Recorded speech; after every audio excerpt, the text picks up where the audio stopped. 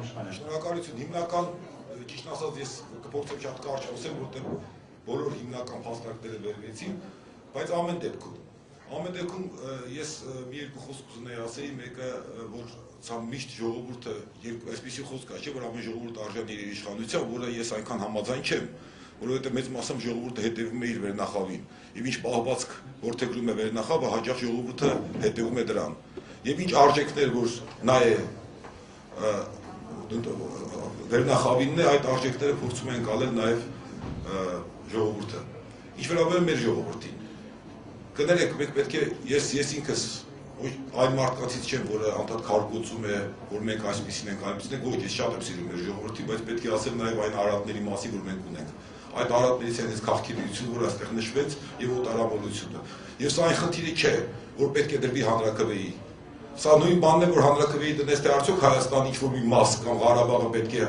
լինեն օտարի կազում, թե ոչ։ Սա հանրաքվեի դրվելու բան չի։ Եվ սա ես չեմ պատկերացնում, որ որևէ պետության ղեկավարություն կարող է այդպիսի հարց անել եւ այստեղ բանավեճի խնդիր չի։ Եվ ես համաձայն եմ այն հարցի հետ, որ ազգային ժողովի լսումներին մենք ինչ պետք է ասենք։ Եվ այնտեղի դեմագոգիային մենք պետք է լսենք, թե նրանք ինչեր են ասում։ Ես ուզում եմ մի այսպիսի բանի մասին խոսել, ես զարմանում եմ ուղղակի, եւ որ մարդը ստանում է նախարարական պաշտոն, նրան թվում է թե ինքը արդեն ամեն ինչ գիտի, եւ ամեն ինչի մասին կարող է ինքը եզրակացություն անել եւ վերևից խոսել։ Տոլստոյի խոսքերն եմ հիշում, որ մարդը կոտորակ է եւ իր կարծիքի իր մասին հայտարարն է։ Ինչքան հայտարարը մեծ է, այնքան ինքը փոքր է։ Այս բազմաթիվ փաստարկներ են հնչել այս հարցի մասին, լուրջ փաստարկներ, եւ հանկարծ նախարարը այսպիսի որակումներ է տալիս։ Բացի զգացմունքային բաներից ինքը լուրջ փաստարկներ չի լսել։ Ավելին, այստեղ բերվեց գիտնականների տեսություններ եւ թերթերում տպեցին Սունոդա եւ այլ գիտնականների տեսությունները։ Նրանց անվանեց շամաններ։ Ես ուղղակի չգիտեմ, թե մենք այդ մարդու հետ ինչ պետք է մենք բանավիճենք կամ ազգային ժողովի այն պատգամավորների հետ, որոնք անկախ այն բանից թե ինչպես են մտածում, այստեղ շատ կարևոր հարց է, ես չեմ ուզում անուններ տալ, բայց ես գիտեմ, որ կան իշխող կուսակցության մեջ մարդիկ, որոնք դեմ են դրան, բայց քանի որ թերևս կոռուպցիայի մեջ խրված են եւ կախված են զանազան բաներով, դրա դեմ չեն խոսում։ Եվ նրանք պետք է կողմ քվեարկեն։ Մենք ինչ պետք է խոսենք նրանց հետ։ Եվ ես ինչ եմ ուզում ասել։ Սա մենք դատապարտված ենք հաղթելու։ Սա ես ասեմ, սա հարված է մեր պետականությանը։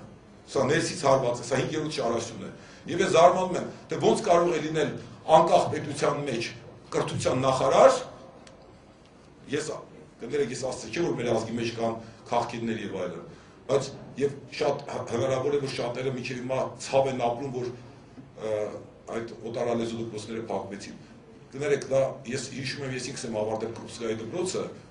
կեսը սովորել եմ 118 դպրոցում, բայց գիտեք ինչն է ցավալին։ Ցավալին այնքան այն չէր, որ այդքան շատ է ռուսական դպրոց գնացողները։ Ցավալին նույնիսկ ավելի մեծ էր, որ հայկական դպրոց գնացողների մեծ մասը երազում են ռուսական դպրոց գնալ։